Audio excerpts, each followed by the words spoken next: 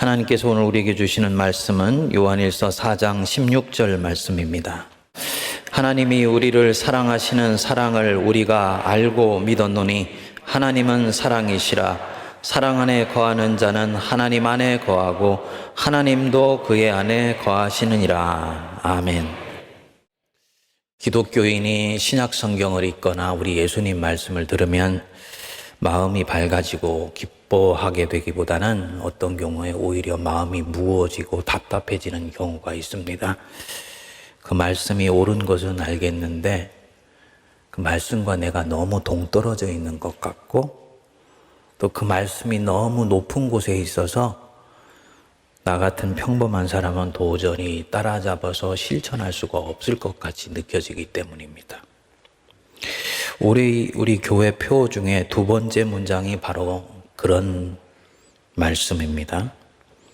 세문안의 올해 표는 두 문장으로 되어 있죠. 하나님은 사랑이시라. 주님의 사랑 안에 거하라. 하나님은 사랑이시라. 이 말씀은 우리 성도들이 다 좋아하세요. 하나님이 진노하지 아니하시고 심판하지 아니하신다. 주님이 우리 인생의 때때로 진노하고 심판하시는 것처럼 보일 때도 있지만 그것은 하나님의 본심이 아니고 하나님은 우리를 결국은 사랑해 주셔서 품어주신다. 그런데 그 다음 문장이 문제입니다. 주님의 사랑 안에 거하라. 묵상해 보면 마음이 부담스럽습니다. 정말 정직하게 이 말씀 앞에서 반응하려고 하면 불편해져요. 첫째로는 내가 이 말씀을 실천하면서 살기에는 말씀과 내가 너무 동떨어져 있는 것 같이 보입니다. 둘째로는 우리가 사는 이 문화와 문명은 사랑과는 관계가 없는 쪽으로 자꾸 흘러가고 있는 것 같아요. 그 영향 때문에 그런지 나도 사랑하면서 살기보다는 사랑받으면서만 살고 싶어집니다. 문제는 더 있습니다. 그분의 사랑 안에 거하라 라는 이 말씀 자체를 해석해 들어가면 마음이 더 답답해집니다. 요한일서 4장 16절 후반부에 보시면 이 거하다 라는 단어가 나옵니다. 이 단어가 문제예요. 후반절을 보시면 사랑 안에 거하는 자는 하나님 안에 거하고 하나님도 그의 안에 거하시느니라. 여기서 이 거한다는 단어는 사도 요한의 아주 독특한 어법입니다. 요한복음에서도 반복해서 나왔던 단어입니다. 말씀이 육신이 되어 우리 가운데 거하심에. 또 요한복음 15장 4절에도 내 안에 거하라 나도 너희 안에 거하리라. 이 거한다는 말은 헬라어로는 메네인 혹은 메노입니다. NIV 영어 성경에는 dwell이라는 뜻을 쓰기도 하고 live in, 뭐뭇 안에 살다 이런 뜻으로 번역을 했습니다. 신약학자 N.T. 라이트는 이 단어를 기독교 신앙의 핵심을 전달하는 아주 심오한 단어다라고 말을 했습니다. 그만큼 언어로 뜻을 전달하기 힘든 단어라는 말입니다. 우리말로는 거주하다, 텐트를 치고 살다, 거처를 마련하다 이 뜻이에요. 그러니까 사랑 안에 거한다는 말은 사랑 안에 거처를 만들다, 사랑 안에 집 짓고 산다 이 뜻입니다.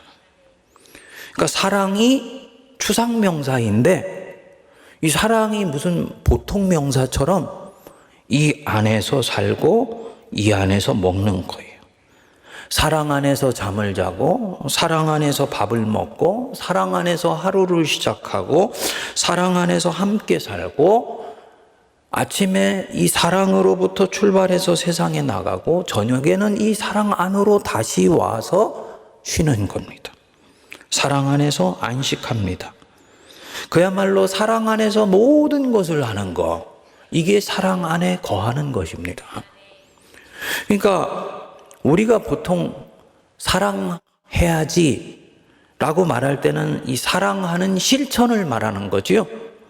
근데 이 사랑 안에 거하라 이 말은 사랑하고 살아라 라는 이 실천을 포함해서 한 걸음 더 나가는 거예요. 존재 방식을 말하는 것입니다. 그리스도인의 삶의 방식을 말하는 것입니다. 사랑이 한 사람의 삶의 방식이 되고 사랑이 그 사람이 존재하는 방식이 되는 것을 말하는 것입니다. 얼마나 부담스럽습니까? 하나가 더 있어요. 이 사랑 안에 거하라 이 말씀은 간헐적으로 한 번씩 사랑하면서 살아라 이 뜻이 아닙니다. 이게 삶의 방식이니까, 이게 나라는 사람이 존재하는 방식이니까 이 사랑이 내 안에 아주 뼛속까지 들어와 있어서 일상화되어야 된다는 뜻입니다. 오른뺨을 때리면 왼뺨도 돌려대라. 오리를 가자 하면 심리도 가라. 겉옷을 달라 하면 속옷도 주어라. 이게 주님의 사랑 안에 거할 때만 실천 가능한 그런 계명입니다. 한 번씩 기분 좋을 때 사랑하고 간헐적으로 사랑하고 연말이 되어서 불우이웃돕기 하려고 사랑하는 것과는 차원이 다른 거라는 거지요. 그러니까 그리스도인은 어떤 사람들이냐? 사랑을 실천하는 정도가 아니라 그리스도인은 사랑을 자기의 존재 방식으로 살아가는 사람들이다. 사랑이 그들의 삶의 방식이다 라는 것입니다. 그래서 이 사랑 안에 거한다 라는 말은 이게 보통 사람으로는 지키기가 불가능해요. 세상 속에서 밥 먹고 살아가는 평범한 사람으로서는 지키기가 대단히 어렵습니다. 딱 하나 이 삶이 가능한 방법이 있습니다. 그 16절의 앞부분, 하나님이 우리를 사랑하시는 사랑을 우리가 알고 믿었노니, 하나님의 사랑을 진정으로 알게 된 사람, 하나님이 나를 어떻게 사랑하시는지를 뼛속으로 내가 알게 된 사람, 영혼으로 깊이 체험해서 그 사랑을 머금게 된 사람, 그래서 그 하나님을 전적으로 신뢰하게 된 사람은 사랑 안에 거하는 삶을 시작할 수 있어요. 완성이 아니에요. 그것은 시간이 걸려요. 하지만 시작할 수 있어요. 나도 사랑 안에 존재하는 그런 삶으로 나가보고 싶어 라는 마음이 내 안에 찾아오기 시작합니다. 하나님 사랑이 한 사람 안에서 역사하면 그 사랑이 내 몸을요, 머리끝부터 발끝까지 완전히 적시게 됩니다. 여러분, 그 전기 코드 꼽다가 그 물이 묻어가지고 몸이 찌릿 해보신 적이 있죠? 그게 감전된 거잖아요. 그게 만일에요, 내 입에서 연기가 날 정도가 된다면, 전기에 머리끝부터 안까지 완전히 감전이 돼서 그냥 찌릿하는 거예요. 하나님 사랑이 한 사람을 그렇게 역사합니다. 이렇게 되면 이 사람은 이제 사랑하면서 사는 삶, 사랑 안에서 먹고 사랑 안에서 생각하고, 인생의 모든 가치 판단의 첫 번째가 무엇이 사랑하는 방식이지? 라고 생각하면서 삶을 시작할 수가 있습니다. 질문이 나와야 됩니다. 그러면 하나님 사랑을 어떻게 하면 내가 경험할 수 있습니까? 하나님이 나를 사랑하신다는 건 내 머리로는 압니다. 이 머리로는 알기 때문에 세례를 받고 교인이 된 것이지요. 그렇지만 목사님, 이 세상에서 목사님도 아시는 대로 가장 먼 거리가 이 머리에서 가슴까지 영혼으로 내려가는 거리 아닙니까? 우리 세문안교회가 향후 1, 2년 동안 이 표를 가지고 씨름을 할 것입니다. 어떻게 하면 하나님의 사랑을 정말 내가 영혼으로 깨달아 알 수 있냐? 첫 번째로는요, 위로부터 이 사랑이 내려와야지 돼요. 내 안에서 이 사랑은 솟아나는 게 아니에요. 사랑이 존재하는 방식이 된 것은 아침에 잠깐 퍼올리는 그런 샘물과는 다른 거예요. 하루 24시간 1변 365일 안에서 퐁퐁퐁퐁 솟아나는 생명의 샘물이기 때문에 이거는 사람이 퍼올릴 수 있는 물이 아니에요. 위로부터 끊임없이 공급되어서 내 영혼의 저수지에 채워져 있다가 이것이 차고 넘쳐서 흘러가는 것이 이 사랑이에요. 그렇기 때문에 이것은 하나님이 위로부터 부어주셔야지 사용할 수 있는 생명의 샘물입니다. 당연히 성령의 음성을 늘 귀 기울여 들어야 되고요. 기도의 자리 속에 주님이 나에게 수시로 하시는 이 말씀을 들을 수 있어야 돼요. 너는 내 사랑하는 아들이요 내 기뻐하는 자다. 예수님이 들으셨던 그 말씀이 성령께서 오늘도 나에게 동일하게 하시는 말씀이라는 것을 들을 수가 있어야 됩니다. 그래서 이 기도가 굉장히 중요한 부분입니다. 둘째로 이 음성이 내게 정말 들리기 위해서는 겸손하고 겸비해야 됩니다. 여러분, 신앙이 성장하고 성숙해 가는데 가장 원수가 이 교만입니다. 예수를 오래 믿으면 나도 모르게 이 영혼에 각질이 생깁니다. 딱딱해져요. 그래서 어지간한 것은 들어도 반응을 안 해요. 다 아는 얘기라고 얘기를 해요. 근데 다 아는 얘기지만 그 속에서 하나님이 전달된다면 그 하나님은 평생을 내가 들어도 모르는 하나님이에요. 5번을 다시 태어나도 하나님이 어떤 분이신지는 끊임없이 새롭게 깨쳐나가는 것입니다. 그런데 어떻게 그 하나님과 그 진리를 내가 다 알았다고 얘기할 수가 있습니까? 절대로 없지요. 그러니까 끊임없이 성도는 하나님 앞에 고백해야 돼요. 하나님, 저는 아직 더욱더 알아야 됩니다. 주님을 더욱더 배워야 됩니다. 주님을 더 경험해야 됩니다. 하나님의 사랑 앞에 끊임없이 저는 새롭게 노출되어야 됩니다. 이 고백이 있어야 돼요. 당연히 나는 언제든지 틀렸기 때문에 수정하며 교정할 수 있다는 영적인 개방성을 가져야 되는 것이지. 그런데 그렇지 않은 경우가 많이 있어요. 우리 예수님이 바리새인들한테 말씀하시죠. 너희가 보지 못한다 하면 너희 죄가 없으니라. 너희가 본다 하니 너희 죄가 그대로 있느니라. 교만입니다. 이 교만은 성도의 원수입니다. 반대로 겸손하고 겸비하는 것이 신앙의 날개이지요. 내가 마음을 낮추기 시작하면 낮추는 만큼 내 안에서 하늘이 내려오게 돼요. 하늘이 열리고 하나님이 역사하시는 것이 보이기 시작합니다. 그리고 하나님의 사랑을 경험할 수가 있기 시작합니다. 지난 6년 동안 제 설교를 들어왔던 우리 교우들이나 또 유튜브나 인터넷을 통해서 외부에서 설교를 듣는 성도들이 요즘 저에게 피드백을 줍니다. 목사님, 안식년 다녀오셔서 설교가 달라지셨습니다. 어떻게 해요? 네. 주제가 달라지고 접근이 달라졌습니다. 무엇보다도 훨씬 편안해지시고 설교가 따뜻해지셨어요. 그 반응들이 전혀 없이. 설교가 안 따뜻해졌어요. 똑같아. 저는 그분이 바르게 느꼈다고 봐요. 이유가 있습니다.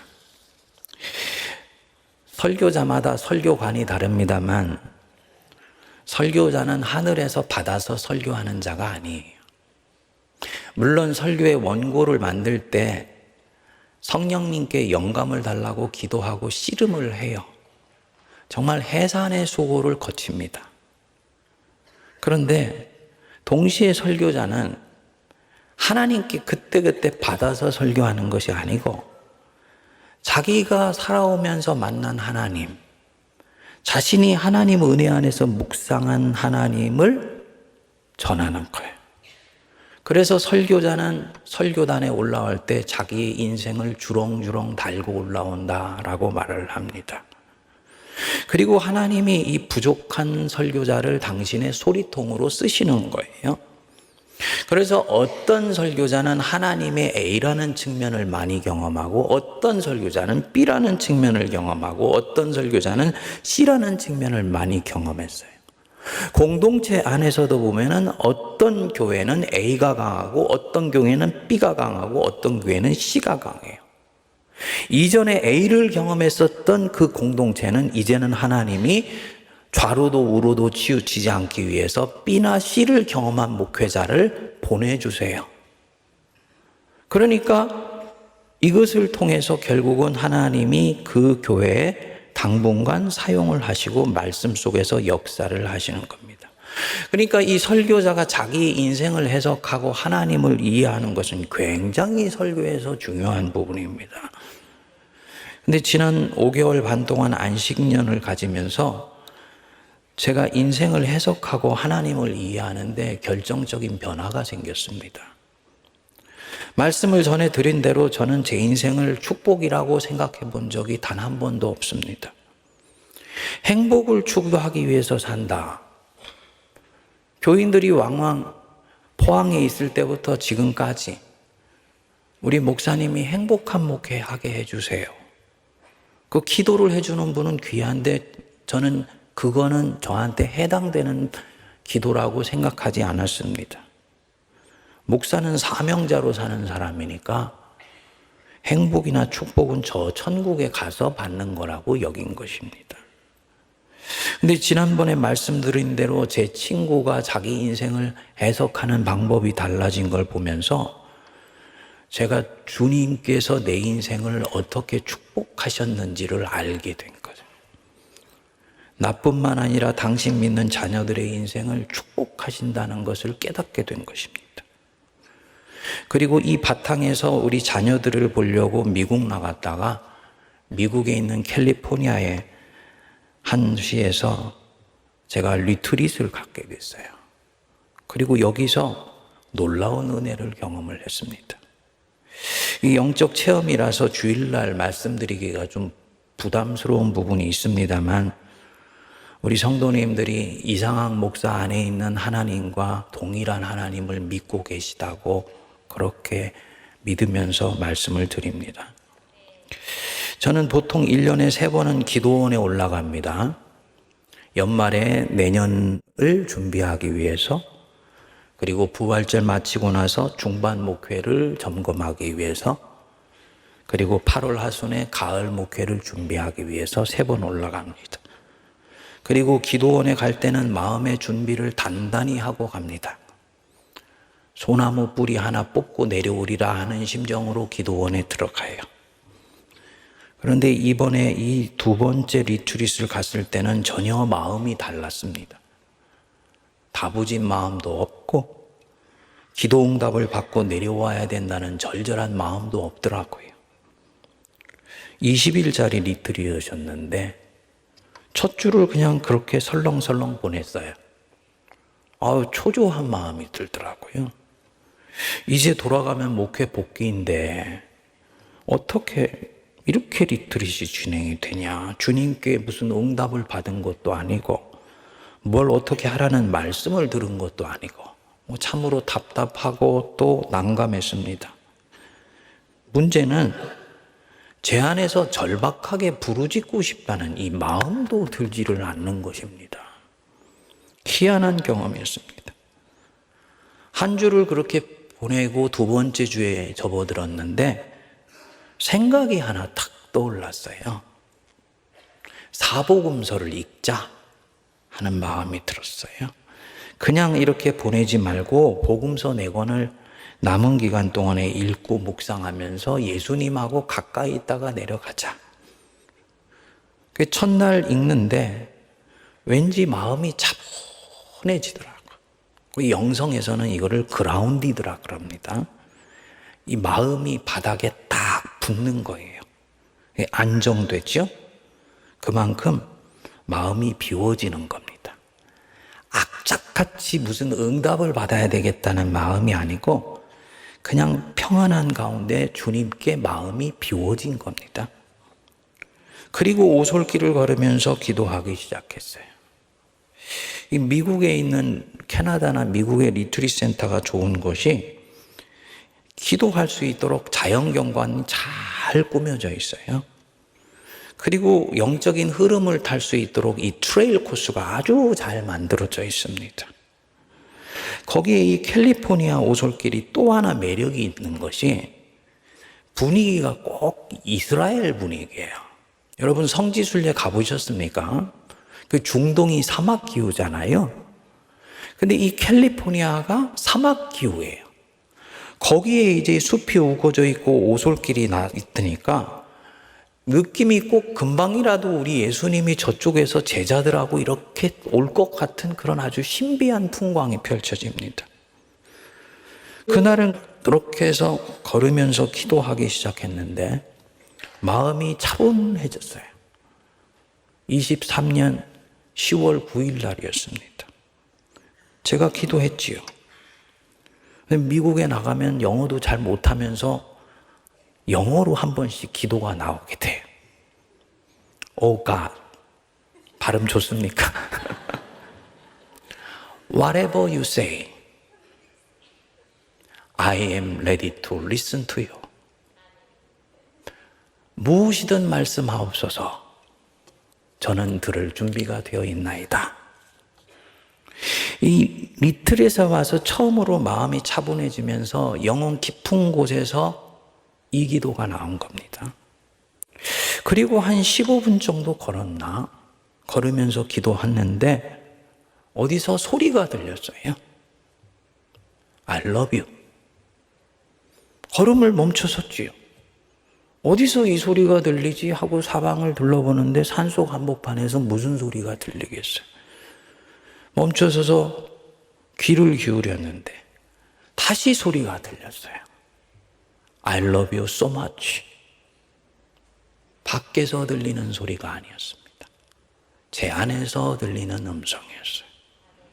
그리고 그 음성은요, 제가 익히 아는 그 음성이에요. 저는 모태신앙이 아니기 때문에 하나님의 뜻을 분별하는데 가끔씩 어려움이 있어요. 근데 주님이 저한테 열망은 하나 넣어주셨어요. 짧게 살고 가는 인생인데 정말 하나님 뜻대로 살고 싶다. 20대 중반에 주님이 그 마음을 넣어주셨어요. 근데 인생의 전환기나 인생의 크로스웨이에 서게 되면 어디로 가는 것이 하나님의 뜻인지를 알기가 쉽지 않지 않습니까? 주님이 제가 가지고 있는 이 열망을 긍휼히 여겨주셨는지 주신 복이 하나 있습니다. 간절하게 엎드리면 인생의 전환기에서는 한마디씩 탁탁 던져주세요. 제일 처음으로 들었던 음성이 신학교 때 활빈교에서 사역 시작할 때, 그리고 두 번째가 미국에서 10년 살고 자녀들 영주권 문제 때문에, 미래 때문에 거기서 한 5년 목회를 하려고 했었습니다. 어느 날 주님 앞에 엎드렸는데 주님이 저를 되게 혼내셨어요. 네가 언제부터 네 자식들 미래를 생각해서 나 여호와의 길을 정했단 말이냐. 종의 가정은 내가 지킨다. 얼마나 호되게 말씀하셨는지. 포항제일교회에서 첫 설교를 하는 날에 사실은 저는 지방에서 목회를 시작하게 될 것이라는 생각을 안 했는데 마음이 이렇게 탁 붙지를 않더라고요. 영일대 호텔에서 혼자 밤에 기도하는데 그 음성이 또 들렸습니다. 인생 광야길 힘들다 하여 내가 너에게 준 사명을 잊겠느냐. 아, 사명 속에 가는 걸음이구나. 그 음성 붙들고 110년 지난 전통교회를 이 밭갈이를 시작을 한 것입니다. 그리고 무엇보다도 우리 세모난 올 때 금식하면서 기도 중에 들려줬던 음성이 있어요. 이 길이 네가 장신대 기도탑에서 했던 기도를 이루는 길인지 어찌하느냐. 그리고 저를 밀어 올렸던 그 음성입니다. 그 음성이 그때 두 번째 들려왔던 거예요. 왜 영어로 말씀하셨는가? 그거는 지금도 미스테리예요. 아마 우리 주님이 다국적 언어를 쓰시기 때문에 미국이니까 미국어로 하신 거예요. I love you. I love you so much. 그 음성을 듣는 동안에 가슴이 격동하고 제 안에서 이 소용돌이가 일어나기를 시작했습니다. 그리고 연이어서 세 번째 음성이 들어왔어요. I truly, truly love you. 뜻 아시죠? 내가 너를 진심으로 진심으로 사랑한다. 그냥 truly가 아니고요. truly였어요. 그리고요, 제 안에서 이 회오리 바람이 일더니 마음속에 폭풍이 일어나기 시작했습니다. 심장부터 시작해서 오장육부까지 뜨거운 격정이 이 영혼 전체를 확 휘몰아치는데 그 순간 제 앞에 필름처럼 사진 한 장이 딱 찍혔어요. 영어에서 말하는 비전이었어요. 십자가에 달리신 예수 그리스도의 모습이 제 앞에 딱 찍혔습니다. 그리고 그 사진이 저에게 명료하게 말씀했습니다. 내가 너를 이렇게 사랑한다.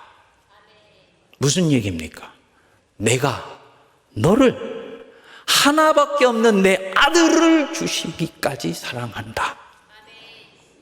얼마나 감격스럽고 얼마나 황송하고 얼마나 감사한지.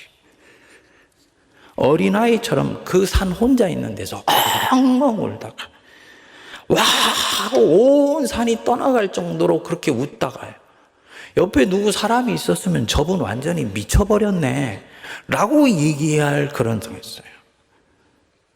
예수님 만나고 처음 그런 비슷한 감정을 느낀 적이 있는데 그때보다도 한 10배는 더한 것 같았습니다.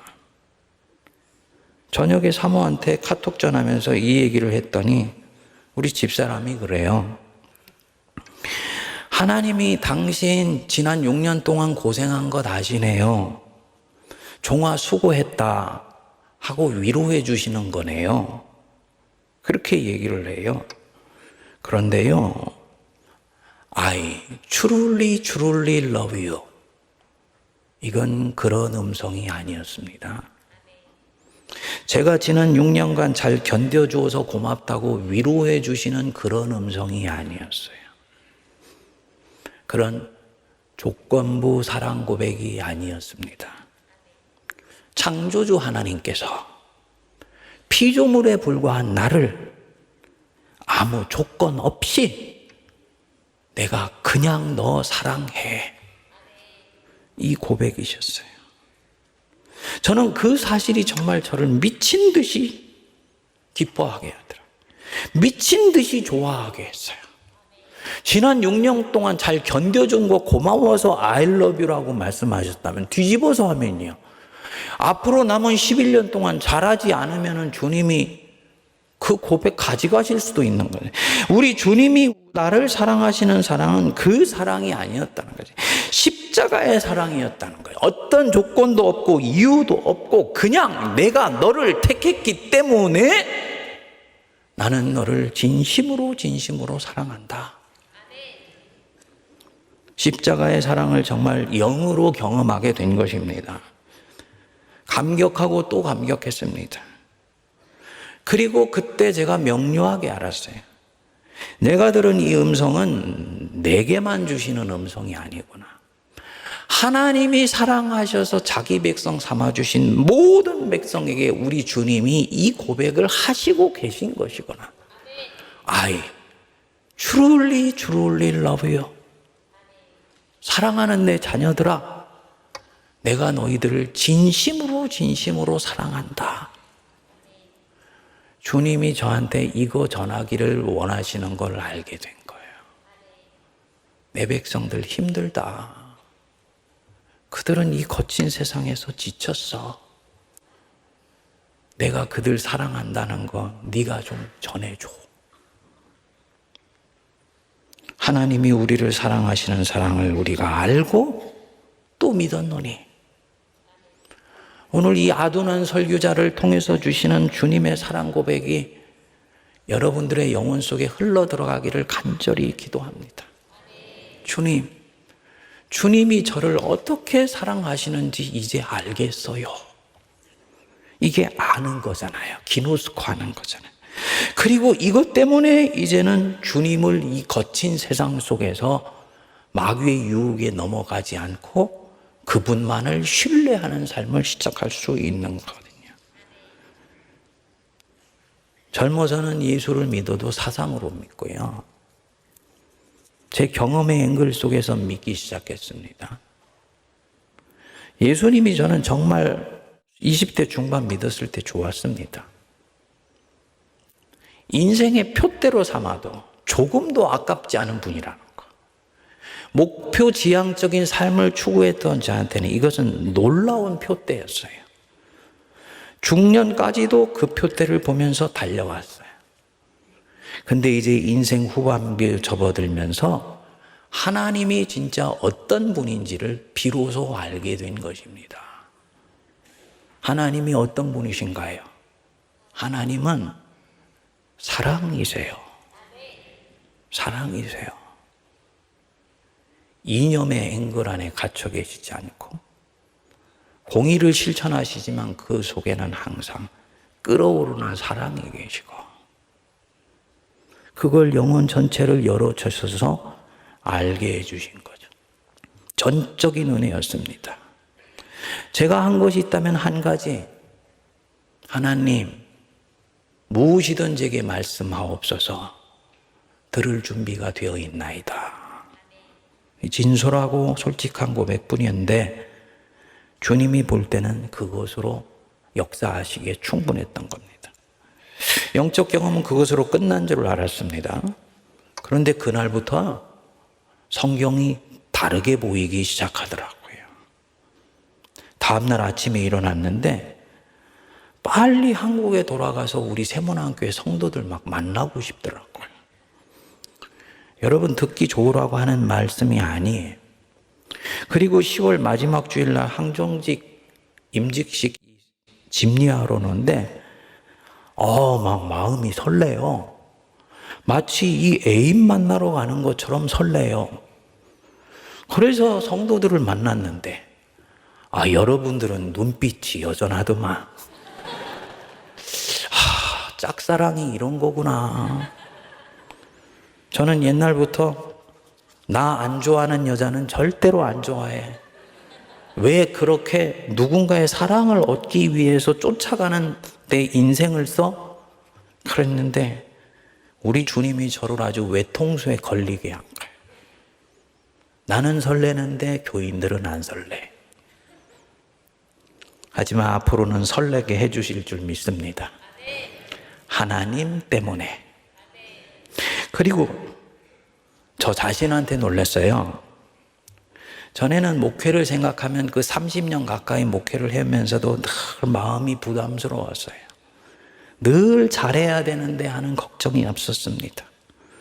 설교자가 강대상이 편해지면 안 되는데 이 강대상에서 성령이 주시는 내적 자유를 잃으면 성령이 역사하시지를 않거든요. 근데 마음 한편에 늘 걱정이 앞서는 거예요. 목회를 할 때도 설교를 할 때도. 그런데 주님의 이 사랑을 듣고 나서는 제 안에 놀라운 평화가 찾아왔습니다.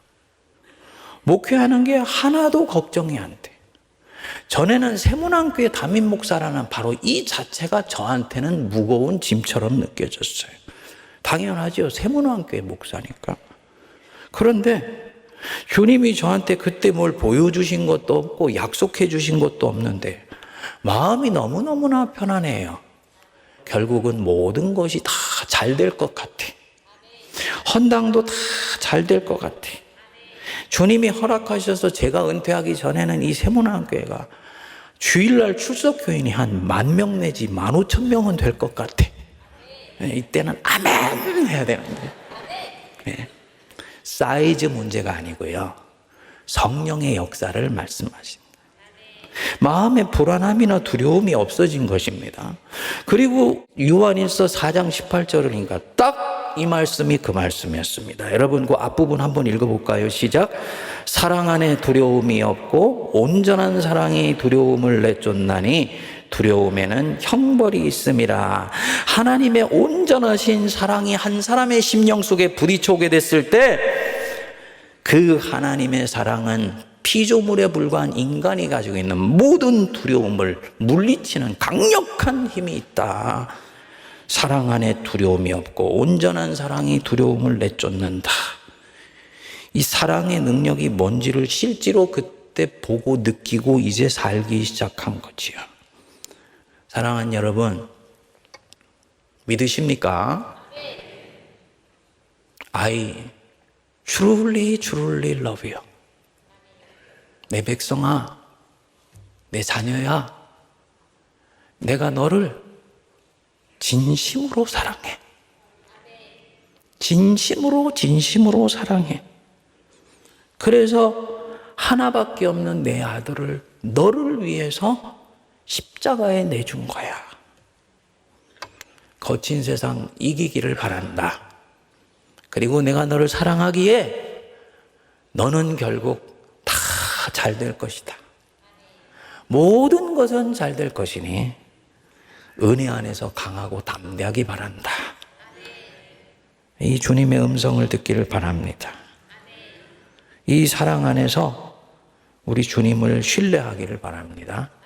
그래서 2024년에 이 사랑 안에 거하고 이 사랑 안에서 새롭게 살아가는 연습을 할 수 있기를 바랍니다.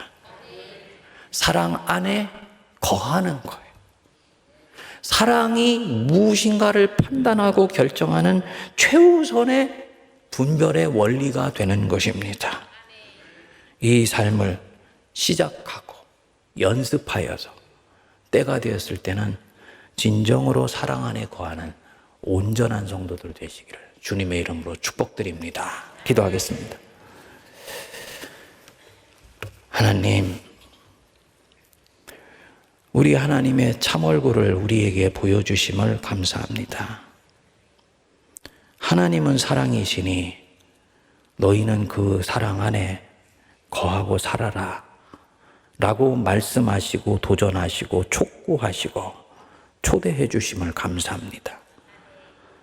성령 안에서 결국은 할 수 있기에 이 사랑의 존재 방식, 사랑으로 존재하는 방식 안으로 우리를 이끄시는 줄 믿습니다. 쟁기를 갈아야 되기 때문에 오지 못하겠다. 결혼해야 되기 때문에 오지 못하겠다. 이 핑계 저 핑계 되어 예수님의 초대장을 거절하지 않게 하시고 주여 내가 여기 있나이다. 기쁜 마음으로 내달려와 주님의 그 초대 잔치상에 내 몸과 영혼을 담그게 하여 주시옵소서. 예수님 이름으로 기도하옵나이다. 아멘.